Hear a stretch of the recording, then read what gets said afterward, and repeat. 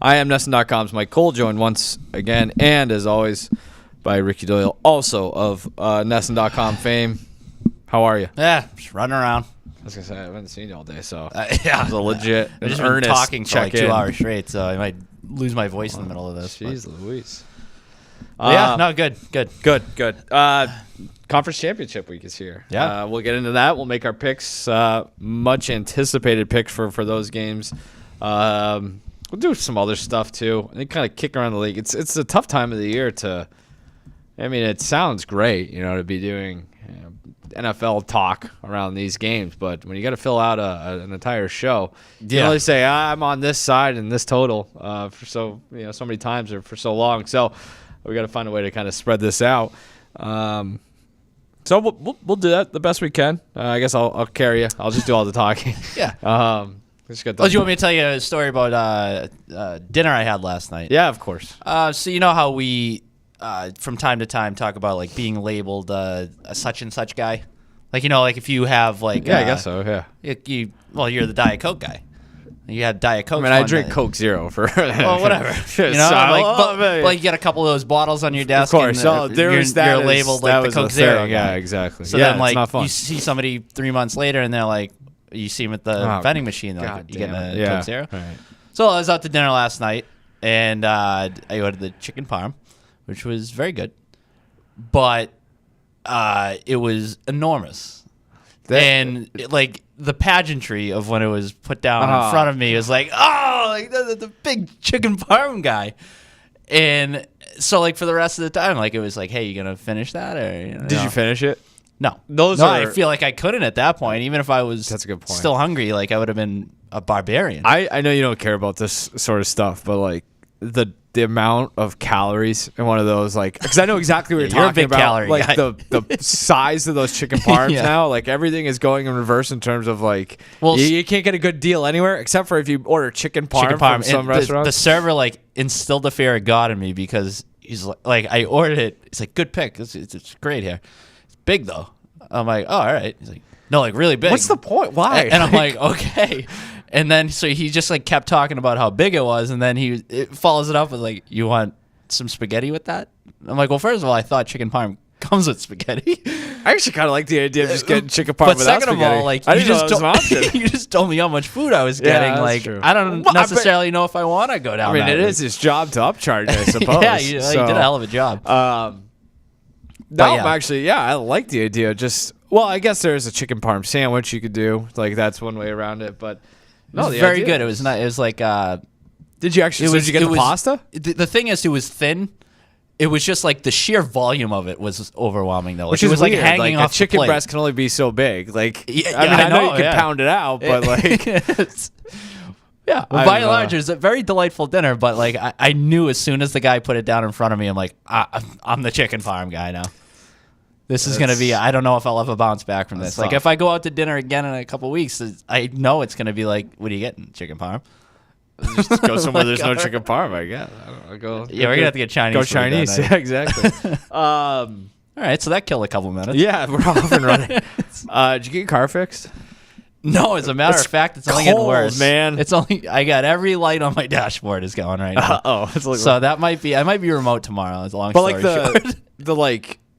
The one where you're saying like the wind is getting in. Is that still happening? That's still happening. So this is kind of like a segue into an actual kind of a football topic that we'll get to here. That sucks. Yeah, because it's cold. It is as cold as it gets. I mean, I woke up this morning and checked the weather app. It was 3 below. So that's never fun. That being said, I think I kind of hit on this a while back. I think I know I'm miserable. So like, it's easy to just kind of lean into the miserableness. And so like, I now am starting to take more pride in the fact that I don't mind or tell myself I don't mind the cold. And I think that's like a very New England thing where it's just to the point where I'm like, I'm getting a little pissy about what's happening in New Orleans and the Gulf Coast right now where they're getting hammered by snow and they think it's funny and they're, it's like kind of like my culture is not your costume type of deal. Like, I think it's all fun and games and it's like, well, it's like 1 degree right here right now. So like it hardens you in a way that I think we should take pride in, but like also complain about. It's a very this has been like a very prototypical week as a New Englander in the winter, where it's like we got some snow. Now it's just bone cold, and I was thinking about that today with your car situation. It must be a Yeah, tough I noticed scene. my you could see my breath more than usual when I was driving Jesus into work Christ, today. dude. That's not good. But you gotta get the dashboard stuff fixed first. I gotta get that squared away. I actually took it to a guy the other night who I know, Get a new car. and it wasn't an on the spot fix clearly, and he's like, bring it back in a couple days. I'll throw up on the lift. So this is turning into a multi-day process. So I'm the chicken parm guy. I'm freezing in my car. It's a very New England week. Yeah, it's tough. Tough time of year. It's all like it's out of your control to a certain extent. It's out of their control too. But I've got a mechanic who he knows who I am, and I live like a block away from, and so I'll see him driving, like test driving the cars through the neighborhood. So we've got a pretty good rapport. Yeah. To the point where I call him when I have something. He's like, yeah, just bring it in, and I can get it. It's like that. I don't know if he skips the line, if he's never busy or what, but I feel like I'm always, because there's nothing worse than like I gotta. but like if you Me and have this guy have a good little thing. but like going. if you have something broken, that's the thing. I have this thing where like I don't like ordering stuff online because I need it right now. Like there are various things like when I have the foresight to order them online, I will. But like if I need something right now, like I would rather go out and get it. And It's like the same thing with a car. It's like, can you just fix this today? Like I will pay you $600, no problem. Just get it for me today so I can go on with my life. So that's, you gotta wait. Because you're basically paying for like the peace of mind, more so than the actual. Which is why I actually feel convenience bad of the car. So my mechanic is in the town that I live in, and I've had a couple issues recently that I just had brought into a place here in Watertown, and so I feel like I kind of robbed my guy of some business. But it was one of those things where it's like I called this place. I'm like, can I bring this in today? And they're like, yeah. Kind of like, can you fix it today? They're like, yeah, we could probably figure it out. I'm like, hell yeah, let's get this. So it's like, that's tough though, because then it's like, do I go back to the other guy? I know. Well, like that's the thing. I dealt with that with my barber. Like when I moved across the town, it's like, do I want to go back to where I was before? Because it's gonna be like, where have you been for 2.5 years? I have another confession. Last week, my hair is starting to get really long. We had my kid's birthday party coming up. I was like, I just look like a disaster. But so I go online to see if my guy is available, and it was like I couldn't have even gotten it until Tuesday, and then it's like I can't go Tuesday because I have to work, and so you're just trying to figure out when you can do it. And I quickly just checked online. There's a place literally right down the street from the office that had 4.9 stars on Yelp. I could get in that afternoon. I literally went on Friday afternoon during work, used my lunch break to get my hair cut. The guy did a fantastic job. I enjoyed it very much so. And now it's like, where do I go now? Yeah. Also now, like I go 2 months, I'm going to go back to my other guy at some point. He's going to be like, it's been a while. I was like, and he's hair is something you can't hide in that regard. It's like, she's like, you're looking a little, it's high and tight there. Yeah, it's like the guy kind of cut it slightly different too. So it's like, that's not my work. Hopefully he takes a couple of jobs at it. Yeah, it's going to be. I wouldn't have made this mistake. Yeah. So yeah, that's tough. Anyway, it's cold. New England's always cold. Football games last week.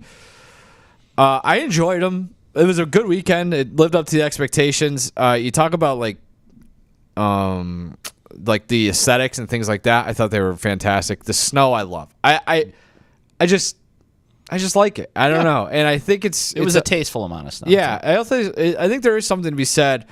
The fact that, so who's left? Kansas City, Buffalo, Washington, and Philly. They're all outdoor teams. I don't know if you put any stock into that or not. I mean, obviously Washington went inside and won a game. The other few handled their business outside. So as part of this, like the Kurt Warner thing, which actually, by the way, there's this clip going viral. It's like, I agree with Kurt Warner on talking about playing outside. Like, oh, that's kind of recent. It's 3 years ago. So he made these comments after the infamous Patriots-Bills win game where Mac Jones threw the ball like 4 times or whatever. But he said it was basically like, being a guy who played in the Dome, being a guy who played in Arizona, I have no way to get ready for those conditions. You can say all you want about home field advantage. That's why you play. Well, no, because the Patriots can come to Arizona and there's no difference. They can play in my weather. I can't play in their weather because I can't get used to it. There's nothing you can do to get used to cold weather in a situation. And he said, this is, I think, the more important thing. He says, I don't want that stuff to dictate who wins these games and who ultimately creates history and who wins championships, especially when you get to the playoffs. I want to see the best team advance in the playoffs. And for me, that's the team who has the opportunity to play their best football. So it's 3 years old, but I think he probably feels the same way. What do you think about that? What do you think about weather football? For him to make comments like that. I totally agree. With him or with me? With you. Oh, yeah. Like, does he not know I that don't, there's Mike Cole kicking around a football right in his backyard? Thank you. Like, you put in the work. Find a way to adapt. So this guy's from Iowa, so he didn't mention that. But, like, he is, like, when you think about Kurt Warner, like, where did he come up? The Arena League. Then he went to the Rams, like, and then Arizona. And it's like, oh, yeah, man. You just got to conveniently overlook the conveniences that come with playing indoors. Sure. Too. Well, and that was, so, like, this was on part of my take. And they did push back, be like, well, you guys had fast teams like that were built to play indoors. Like you had a little bit of advantage, and there is that point. For me though, like I fundamentally, intellectually understand what he's saying, and sure, yes, you want to see both teams playing, but like I don't know, isn't football the same sport that likes to pride itself on like cliches about war and like you know? There's something to be said for I like if you root for a team that wins the Super Bowl, you're not necessarily rooting. Your team wasn't necessarily the best, most talented team the entire season. Your team went through ups and downs, trials and tribulations, fought through adversity, and won games in spots that like you didn't have your best. There's merit in that. I want to see teams get tested. I want to see players get tested. Like this doesn't do that. Like it doesn't need to just be who's the best football playing team, like who's the better, just who can handle all that stuff. There's something to be said for that. That's important. Am, like oddly fascinated though about like just like the art of roster construction in general across sports, but like when it comes to like building a team for indoors versus outdoors or something, like if that is a factor, to what extent? I actually think it's more of a factor for when you're building a team indoors than when you're building a team outdoors. Yeah, but just like what goes into that? Yeah. I've been thinking about that a lot lately with baseball and like building a lineup that fits your field dimensions. I know that that's baseball is unique in that regard, but like they made that point on the podcast too. It's like baseball, part of the interest in baseball is the variety. Like that's the other thing too. Well, you see a team like the Houston Astros, and it's like we're going to get a bunch of right-handed hitters that are going to take advantage of the Crawford boxes. Like, do those opportunities exist in the NFL? You and I talk about this all the time, especially a lot recently as we get older and more curmudgeony and crotchety. Is like I don't think that's. I don't think there's a place for nerds and stats and sports. I think it helps. I still like think sports are at its best when you kind of balance both. But like this idea of we got to play these games in domes just further takes away the stuff. Like it's kind of one and the same. You're taking away more of just the uniqueness, the outcomes. Like if we just like what like you're literally like let's go play in a bubble. Like it's always just does it. It's not sports for me at a certain point. No, and I noticed this too, like watching the national championship game, where there's just like something missing about that. You know, like it just. I know it's the national championship game, so it's going to be a neutral site, and you're going to have it indoors like that. But it just, I don't know. Like there's let me ask you this: there's certain big games just feel different when there's some sort of home field advantage at play. Or let me ask you this then. Are we being hypocrites? Or what do you think about the Super Bowl? What do you mean? Like, should that be? Do you like that? That's a neutral field and usually in climate-controlled good weather. See, I think I might be speaking on both sides of my mouth. I like it for the Super Bowl. At that point, it's more like this is an event more than it is a football game, so it's not a huge deal to me. Yeah, and you fight to get there. Like that's, I don't know. It is kind of hypocritical. I guess. But no, like I guess to the idea too, like of the value of getting through these situations, like in a vacuum on paper, however you want to qualify it. If you looked at that Rams-Eagles game last week, you're like, well, it's snowing. The Eagles are going to beat the piss out of a dome LA team. Yeah. And like, I was rooting for the Rams because I'm like, this is badass. Yeah. Like, Matthew Stafford is standing in here slinging it around. Like, these. Also, the fact that we just make those assumptions and just, but it's like I these are grown-ass I said men that last week, so I'm guilty of it.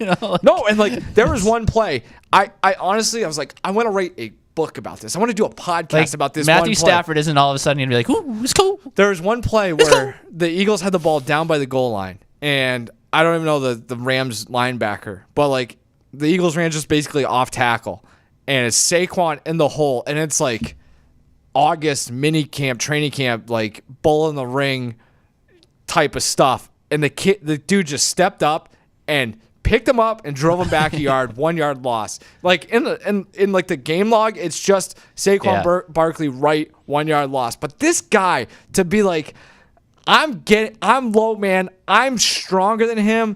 The snow's falling. It's cold. Like I was like, hell yeah. That was like we forget how hard it is to do their job. I was sometimes. gonna say these are the best athletes in the world. And he's taking on this is their job. And the stakes have never been higher. Like that's what I'm saying. And they're probably going to score a touchdown after this. Yeah. So if you to lay your like, god damn, that's the stuff I still like. I think we probably put too much stock into a guy being like, well, I haven't played below 50 degrees all season, right. So like, let me just mail it in. There are guys who I think probably are a little like. I mean, like Kurt Warner being like, I want everything to be perfect, tells me a lot about that psyche, even after the fact. Yeah. People are built different. I don't know. So I guess it's more for me. I do like the people who embrace it. Like and I think this to tie it all together, like New England thing, I think that's a thing that we kind of relate to. You got to thread the needle though, because I don't need you out like shirtless before the game doing all the. No, I think that's the hardo stuff. I don't know if that does more harm than good. I don't think it does a whole lot of good. Like it's that, yeah. Like just show up and play. I'm good with that. Well, that I actually think it might do more harm than good. You're overcompensating, right? You're like, yeah. I was like, no. If you're not cold, you just go do your business. You don't need to. There's no at that point too. That's the other thing. It's like there's nothing you can do on the field shirtless that's gonna intimidate the other professional athletes. I don't think. Like also, like I can't imagine that they're that cold on the sidelines.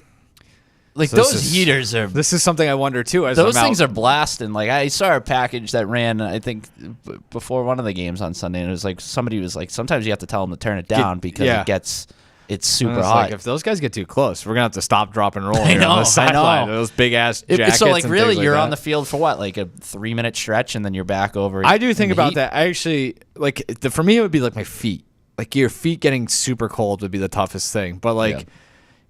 And I guess like you got to put the jacket on right away because the worst you can do is like get warm, and then get cold, and that's tough. But yeah, like I don't know, I'm not going to compare me running around the playground by myself to the NFL. I'm not going to do have those benefits. But it's just one of those things where it's like when you're going, you don't really notice it. I'm not getting hit either, so I guess getting the physicality adds a little bit. Not yet. Yeah, I mean, you might incorporate that into your training. It's been tough this snow. I didn't get a chance to go play the other day. This is, you can't move around. I got to get a workout in. So anyway, we'll get into a little bit more of that as we get into the championship weekend.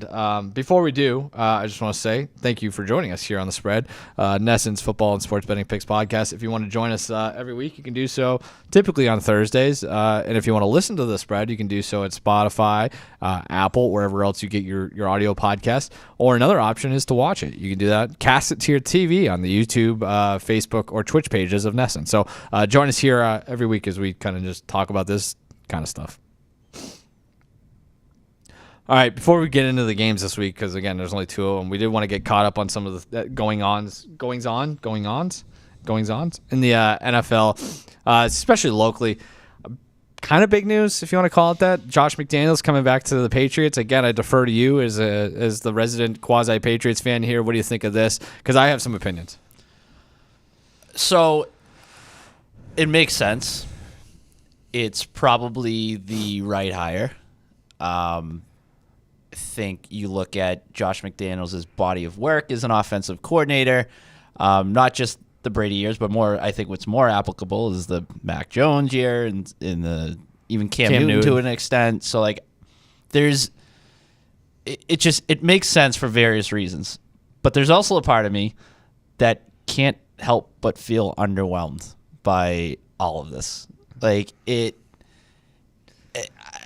it goes back to what we were talking about with Mike Vrabel last week too, where like I get it, right? Like they're at a point where I guess you just need an adult in a room, and at least there's a structure to this organization right now that didn't exist a few months ago. Like it's pretty clear who's in charge. It's pretty clear who's working underneath him. So like all of that is a net positive. But there is part of me that's just like, it's kind of just, it's boring. It's underwhelming. And I wish that this organization, in order to take the next step and just become something completely different than what it was for 20 plus years, would just go completely external and have no ties to the past and just fresh start. But I acknowledge that I wasn't getting that, so it's whatever. He's a good NFL offensive coordinator, a very good one. So like it's hard to. One other positive about him is that like he's not a flight risk, I guess, at this point. If his career, like I don't think he's going to be getting a head coaching opportunity anytime soon. Still getting paid by the Raiders. So you have at least that continuity. It's like you can. That's fair. Him and Drake May together. You're moving forward. Let's do the thing. I mean, maybe until that's not the case. Like it is possible they come out and light the world on fire all of a sudden. The NFL is a dumb place sometimes. True. So, but I typically or he agree. takes over from Mike Vrabel in a couple years. There's that too. Yeah. I don't know, man. Like again, it's hard to. It's the same thing with Vrabel, right? Like the track record, especially in the specific responsibility and position, is good. So you can't be like, what are they doing?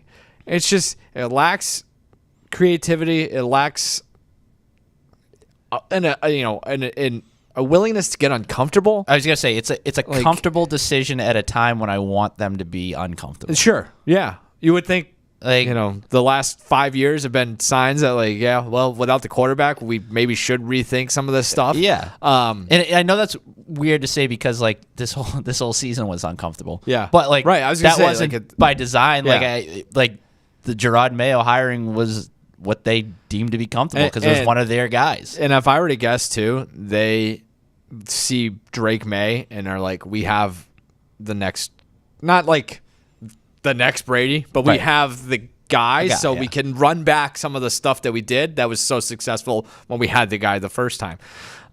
I'd be very curious to know who made this decision, because like I don't think if Vrabel had gone to the Jets or if Vrabel had gone to the Bears, Josh McDaniels would be going with him to be his offensive coordinator. And so, like, if ownership you see that is being an issue at some point, Vrabel and McDaniels, they seem two personalities. So, like, the dude that they hired for the defensive coordinator, like, kind of a lifer type of deal, like, who Vrabel knows he can work well with, that makes all the sense in the world. I forget his name already. That's my fault. But, like, which is kind of the point. Like, you want him to bring in his guys that maybe if they aren't totally well known. But it's going to be hard for me to say that this was a bad move if in week 7 they have the 12th best offense in the league and, Drake May is taking massive, maybe not even massive steps, but like looks better. Like it's going to plan. It's hard to criticize that. I just think this mindset is probably counterproductive in the long run, whether that rears itself in 2025 beyond, whether it seeps into some other decision-making process with the draft or roster building.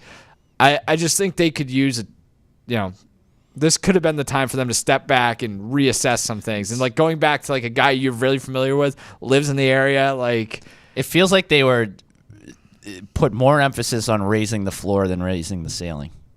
Like they're just like, which like is kind of fair, but are you a floor team or are you a ceiling team? Like it used to be the ceiling here. I think it's where that makes me uncomfortable is that like you have somebody with the talent of Drake May, and I'm like, you going to your point, like get the most out of this guy with this current I setup. think they're petrified of going 4-13 again, right? Yeah. Like or breaking him. Yeah, like I think they're like, too. well, this could like we have a guy. This setup is going to allow him to be a formidable NFL quarterback. But it's like we'd rather go 10-7 for the next 3 years. The flip side of that, I'm like, is it going to prevent him from becoming one of the top 5 quarterbacks? Sure. I think it could. Sure. Yeah. I think they're going to be a lot better next year, though. Like, it's I think we're gonna look back next year and be like, coaching really matters in the NFL, which I think is kind of obvious, but like they're in such a better spot now than they were last year. Well, I mean, you look at how many of their problems from this past year. Like the talent's still giving me an issue. That's why they're going to lose next year. The talent, but they're going to get this more year. Out They of the lost because of the talent and all the other stuff. I will say too, if Vrabel has considerable sway over roster building, which I guess is what's been reported, but if he can't even pick his own offensive coordinator, I do question that reporting. Like, if he has sway over the roster, he's going to force them to break out of that thinking, where he's going to bring in guys that he knows from Tennessee or Cleveland or wherever, and I think that'll help. But yeah, I don't know. The other big coaching decision was the Bears. I did want to mention, by the way, the Patriots 80-1 to win the Super Bowl next year. At this point last year, they were 100-1. That 81 puts them in a level with like the Jags and the Jets, which feels appropriate. I wouldn't bet on them to win the Super Bowl next year, but I would actually kind of look at like division odds, overs, playoffs. I think they could go. The schedule sucks. I do think they could go 10-7 and kind of be like, oh, nobody wants to play that. I think, I could see a scenario where you get to the week 17, week 18, and they're, they need some things to happen to get in the hunt graphic. Yeah, they are. They're coming on back the from bubble. the commercial break. Yeah. One team that I don't know. We'll talk about bubbles here. The Bears. They hired Ben Johnson. Ben Johnson, after what was a pretty disastrous Saturday night, despite the fact that they got 500 yards. Parlays that Lions run into the head coaching job of the Bears. The Bears interviewed everyone, including us. They finally settled on the guy that everyone kind of expected them to hire anyway. Any thoughts on Ben Johnson to the Bears? Because I also have thoughts on this. All right, I'll let you kick it off. I gotta believe it. I gotta see it to believe it. Like, he seems good. They went through the process. Teams wanted to hire him last year and this year.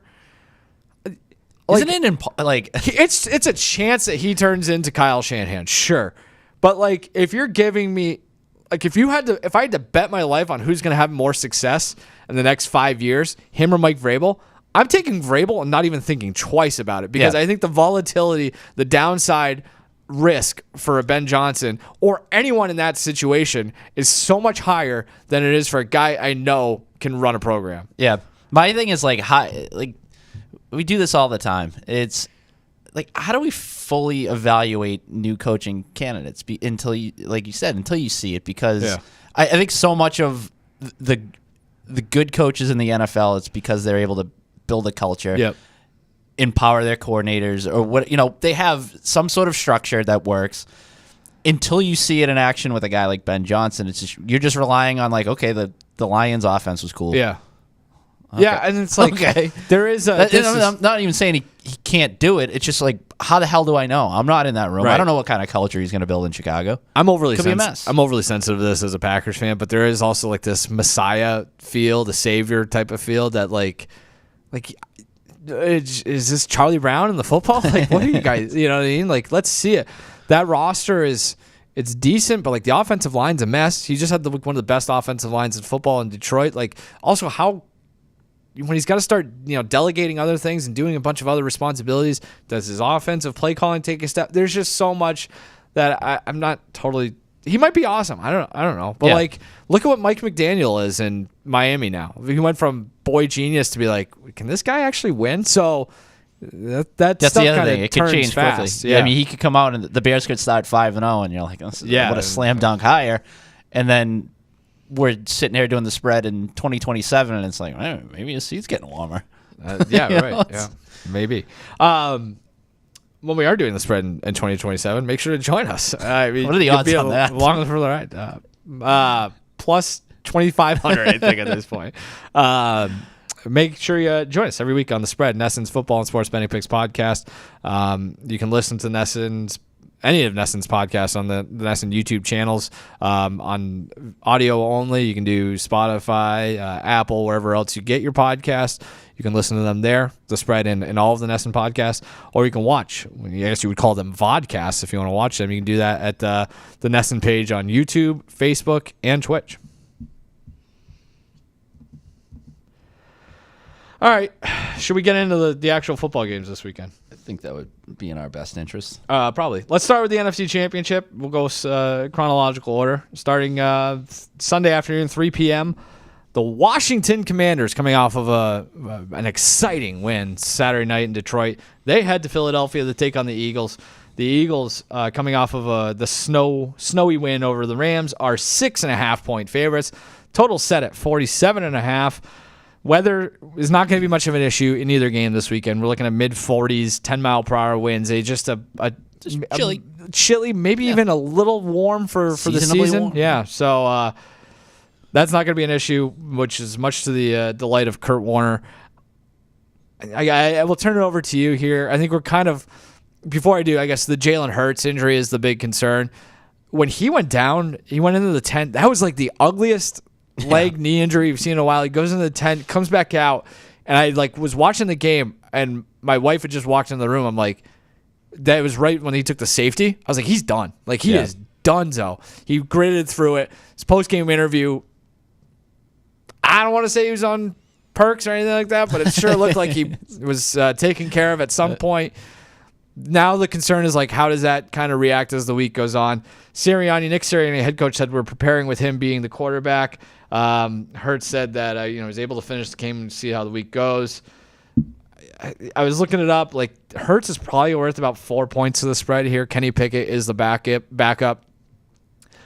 I don't know. What are you taking that into account here, or not really? No, you think he's gonna be good to go? Yeah, I think he's gonna be good to go. And you are wearing your Eagles green this week. So. Yeah, and I'm sitting on a Eagles and Bills exact Super Bowl matchup bet, so I'm really doubling down this weekend. Oh, okay. Yeah, I don't know. I like the Eagles either way. I think I do too. I mean, 6.5 with Kenny Pickett. I don't think I would like, but that number would go down anyway. But I think it's the other stuff, right? I think for me, what they do defensively could be the difference in this one. I think everything's going to finally catch up to the Commanders this week. The Commanders are running so hot right now. And also, let's take into account. So, what do they have? 7 wins in a row, 7 straight up wins in a row, going back to the regular season. So, you look at some of the teams. They beat Philly in that, which was when Kenny Pickett saw time. Tennessee, New Orleans, Dallas, Tampa Bay, who they have their defensive flaws. Detroit, who we touched on last week, was vulnerable given their defensive injuries and just the matchup problems that Daniels could pose for them. So, I don't know. It just feels like everything is sort of turned up Washington to this point, and now you run into arguably the best defense in the NFL. It just feels like where it all comes to a screeching halt. They're 6-0 since the bye, 7 wins in a row, as you mentioned. But in the 6 wins since the bye, they've had a negative defensive expected points in each one of those games, and they've found a way to win all of them. I'm also going to... Their success on 4th downs has been outrageous. Sure. But is that something that catches up? I don't know. I don't think that's totally random. You got to give him. Is that more not totally random? But I think when you're going up against a defensive, product of the first 3 downs, where they're not going for 4th and 8. It's not just like Madden. We're never gonna punt. But I think that's where Philadelphia holds an advantage over some of these other teams, where you get into that 4th and short situation. I like the Eagles winning the battle at the line of scrimmage to stop him one. So you made this point. So far in the playoffs, they've played Tampa Bay and Detroit. Tampa Bay, the 19th ranked defense by DVOA. Detroit, 15th, which doesn't even totally account, I think, the fact that they've had, they had the worst injury luck maybe we've seen in a long time, and it only got worse on Saturday night. Philly, by the way, number 1 defense by DVOA. Yep. So Philly can get home without blitzing. They were in the bottom. I think they were 7th in terms of lowest blitz rate this season. That helps against a rookie quarterback who has flourished against the blitz. We kind of mentioned this last week. He had a 90 QBR going into in the regular season against the blitz. He was 15 of 17 for 200 yards and a touchdown against the Lions when they blitzed. I think that's gonna just keep it all in front of you for the Eagles. Yep. Don't let them go nuts. So that's a tough one. I just don't see where that's going to happen. Is there also the familiarity with Cliff Kingsbury? Yeah, like, maybe. having played in the division. Like, I know that there's been that narrative out there of his offense. His offense is historically falling off late in the season, and obviously that hasn't been the case this year. But I think a large part of that could be you're playing some divisional opponents in the back half of the year, and you're seeing them for a second time, and now in this case you're seeing them for a third time. So maybe there's something there as well. I also think this might not even be the biggest problem facing Washington. I think actually on the other side of the ball might be the bigger issue. Yeah. The run defense was really bad. I mean, I talked about this. This is the reason why I was willing to lay the points with Tampa Bay in the wild card round, because going into that game, Washington had the worst run defense of all the teams in the playoffs. They allowed 137.5 yards per game in the regular season. Over the last 5 games, they've allowed 211, 126, 150, 101, and 201 yards on the ground. That 201 was last week against Detroit. I mean, honestly, if the Lions just kept running the ball, they probably would have been in a better spot. It did slightly improve over the second half of the season, but still, this Eagles team ran for 439 yards against Washington in the 2 games they played this season. And I think you saw it last week, like Saquon Barkley, just the explosiveness, the home run potential. No one had more 10-plus yard runs this season. No one had more 30-plus yard. No one had more 40-plus yards. No one had more 50-plus yards. He also led the NFL in yards before contact by more than 300 yards over the next guy. So that tells me he's smart. They have a good system and an offensive line that's going to run you over. I do think going back to maybe the defense, the other side of it too is like, I don't totally take a lot out of what I saw last week in Philly with their defense. The snow and the whole thing kind of takes a lot of that away. Those guys were gassed by the end. Now you get like a more neutral type of thing. Shout out Kurt Warner. Whereas like the other thing too is Washington was in Tampa Bay and then inside in Detroit. Now they got to go outside to maybe that offense doesn't work as well too. Yeah. Like if we're just talking about an outside game with not a whole lot going on, and my best against your best, like that Eagles team is just more built for this, I think, than Philadelphia Washington hasn't played on the road since that Washington game before Christmas. Yeah, and meanwhile the Commanders have played 4 straight road games. Yeah. Because they were, I think, week 18 they were on the road as well. So it's just one of those things where you're like, well, I could see even just from a sheer scheduling standpoint, like things catching up to them. Yeah. Well, I mean, give them credit for generating 5 turnovers last week, but still they were kind of sounds like some elephants moving chairs around here. Well, I was gonna say it sounds like when you're moving desks in a classroom. Yeah, you're dead. I was like, what's the class upstairs doing? Like, what are they doing? They're moving everything else so they can do like a circle or something. They're about to play with a parachute. So I just don't see. I mean, I guess I do see it. Like it's Jaden Daniels goes nuts, and they continue to just be red hot, and that's how they find a way to win. I just don't. This is a tough ask. So. I mean, there's just the Lions were dying to give that game away. Yeah. One thing we were kind of want to touch on this week, or do you have any thoughts on the total? I'd probably lean towards the under, because I think that there's 47 there's the potential for, like I said, Philadelphia's defense to just turn this a little bit ugly. Like this could be a 24-10.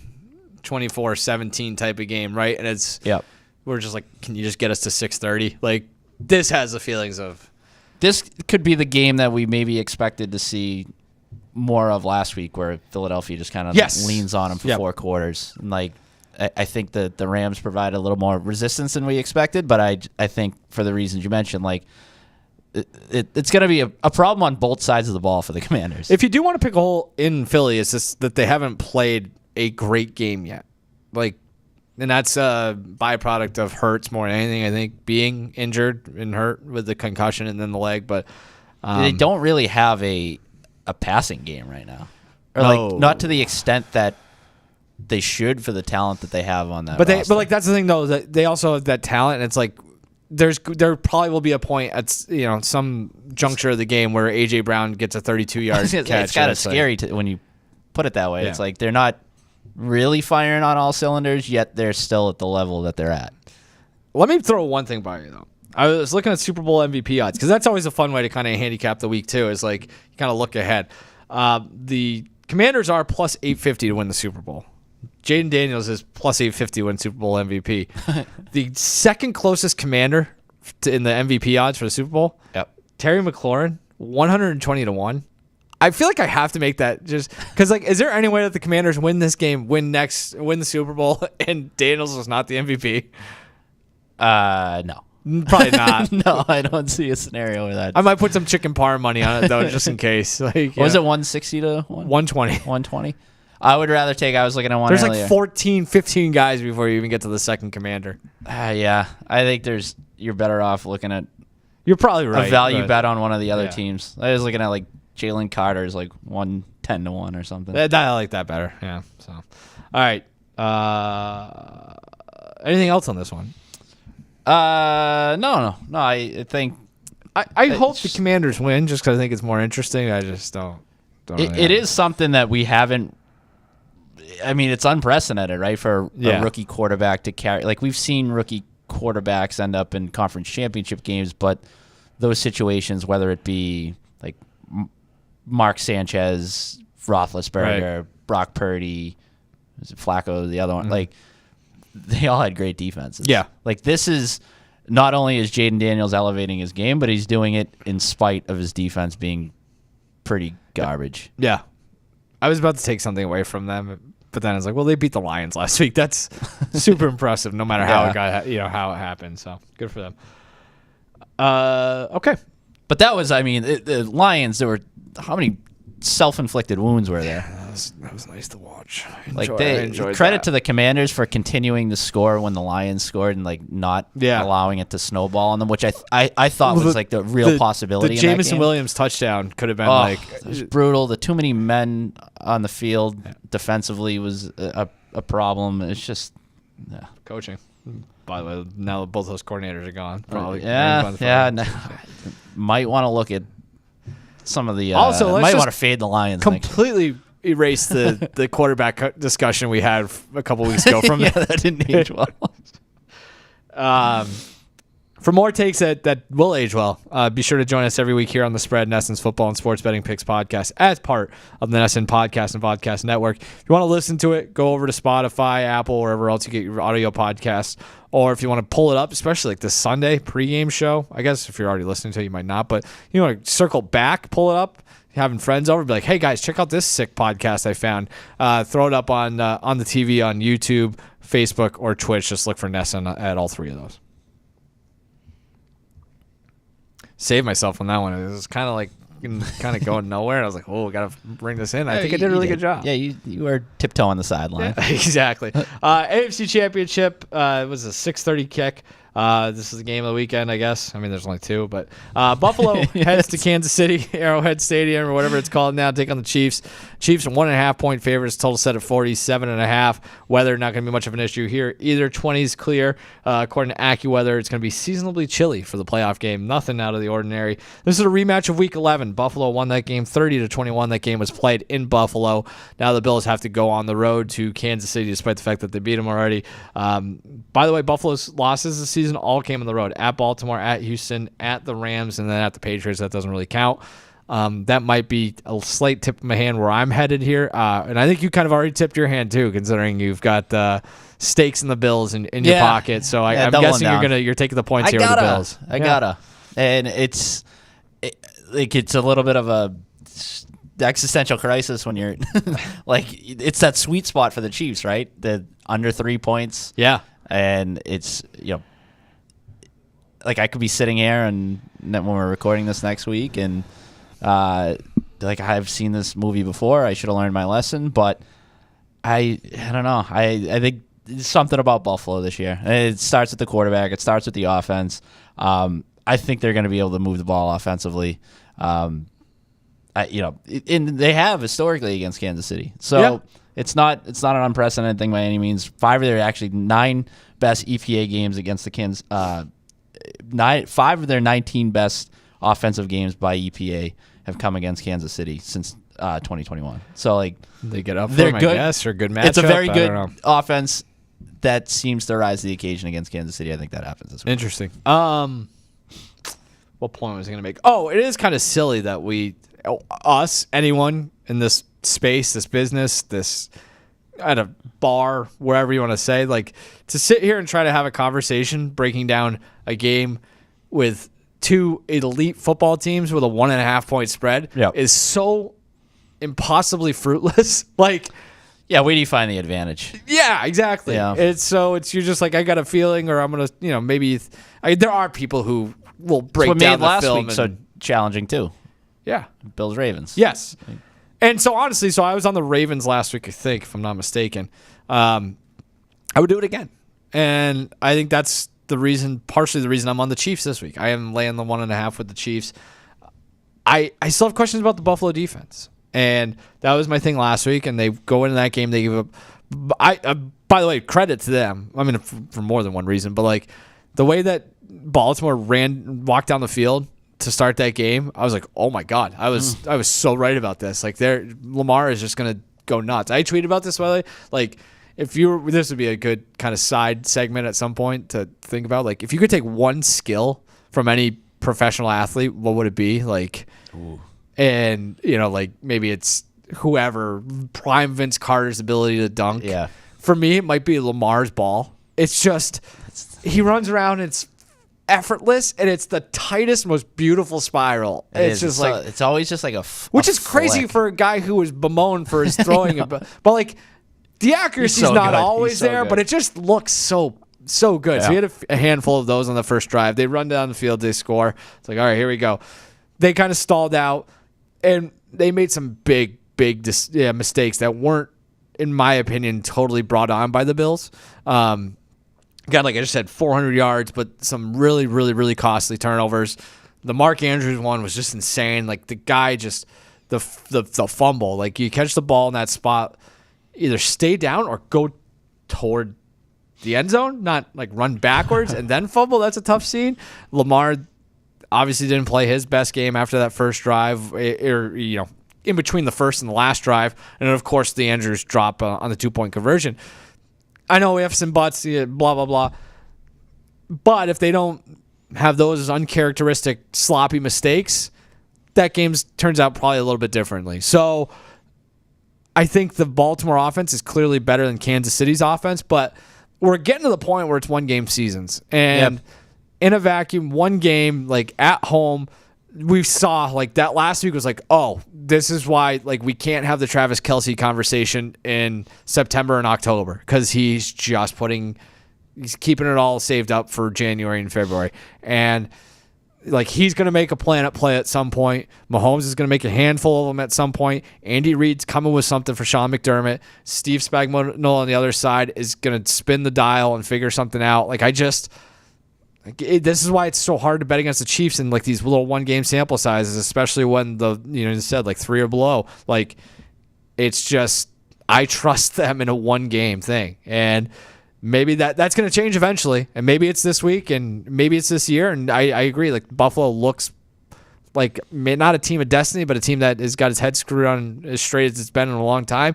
I just do wonder, like, do they have enough talent? I don't know. Like, it's interesting. Yeah. This is not the same matchup that we saw, 3 years ago? Like, neither of these teams. I mean, that adds an element to it. If you're Kansas City, you're going up a weight class this week. That's the thing. Yeah, I think you go up against a team that was mostly in shambles offensively going into last week.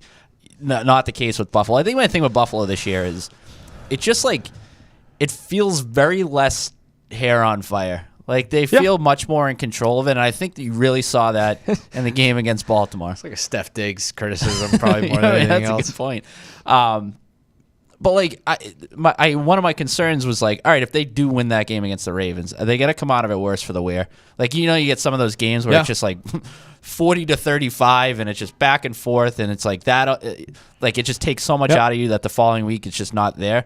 I don't feel like that's the case though. I feel like it's a close game, but like, they seem like in control. If you're looking at it from a Bills perspective, it's like Josh Allen's numbers weren't like, they don't jump off the page. You're like, we just survived the biggest threat on our life, and now we're you're gonna hit that at some point during the playoffs, right? You're gonna be, more often than not, you're gonna be fighting for your life somewhere, and it's going to come perilously close to ending, and you've got to kind of survive in advance.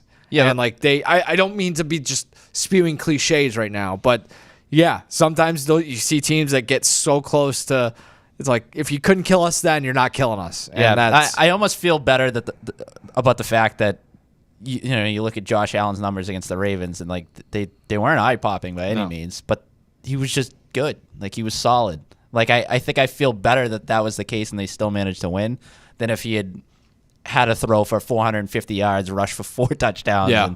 And, like it showed me that like, all right, there's another way to win if you're Buffalo. Yeah. It doesn't always have to be Josh Allen. More often than not, it does, and it might this week. But I think there are other avenues for them to win. I think James Cook could be in for a big game here. Like I think you can run on this Kansas City defense. So that's actually another Super Bowl MVP bet I was looking at. What was that? James Cook. It's like 60-1. Ooh, yeah, that's not bad. That was actually going to ask you this: if one of these teams gets through, I mean, one of them will get through. I was going to say that's the surest bet of the weekend. If one of these teams wins the Super Bowl, is there any way that the quarterback is not MVP? Well, I mean, I hope so, considering they put it on James Cook to. Well, I mean, I guess so. I guess that's probably your answer, but like, I think it's more likely. I'm not even saying betting wise, just like, yeah, it's highly unlikely. It's probably more likely that it's a Chief. I would feel right? better about a non-quarterback winning, obviously, if it's like the Eagles winning. I was gonna say if you're like rank the teams of like the most the Eagles likely, feel the like Eagles it's very are much number in one. play. Yeah, like I think that the style in which they play, like you could get Plus a scoop and there's, score, you could get an AJ Brown game, random like narrative Saquon. stuff with Saquon. It's like this is our crowning moment for him. Yeah. Like people hate the Giants. So that might be the way to attack that market is just like picking a non-Jalen Hurts Eagles player. Yeah, which is like, but I guess that's the genesis of the question is like, I don't know if there is one of those for the Chiefs or the Bills. So no, probably not. I think, but that's really why I took James Cook though at 60-1. He was the shortest odds for a non-Josh Allen player, and that seemed like a pretty high discrepancy between the two. Josh Allen plus 260, but it's probably going to be a quarterback. Not taking your wallet into account, what's your preferred Super Bowl matchup? Buffalo and Philadelphia. Really? Yeah. I mean, whatever. Yeah, it's if you can guarantee me that Washington's going to play well, I want Washington Buffalo, but I just don't know if I just kind of want the Commanders don't really do it for me. I don't know what it's. I don't know. I just feel like there's a chance that they get to because if they win this week, I think there's a chance they get to the Super Bowl and get steamrolled. That's what I'm saying. Like no, like and then if you just can, like if you can tell me they won't get steamrolled, I'd be into it. I'll take Philadelphia against either Kansas City or Buffalo. I just think with Washington, they have the greatest potential to play one of those games that they played against the Lions than any other team left. But I'm not sick of the Chiefs necessarily. I was gonna say I don't have the Chiefs fatigue that everybody else does. Like I've almost kind of like gotten to the point where it's part of the Super Bowl experience. Just for me though, like I've seen Chiefs Eagles, so I'm not but so. And I don't know. I like seeing really good players do cool things. That's I feel fair. like a three-peat, and like it's cool. That's fair. We had some other stuff, but we got plenty of time to get into that. We could probably do it next week. Anything else? No. All right, let's go get your car fixed, and we'll be back again next week with the spread. Thanks for joining us. We'll see you again next week. Goodbye.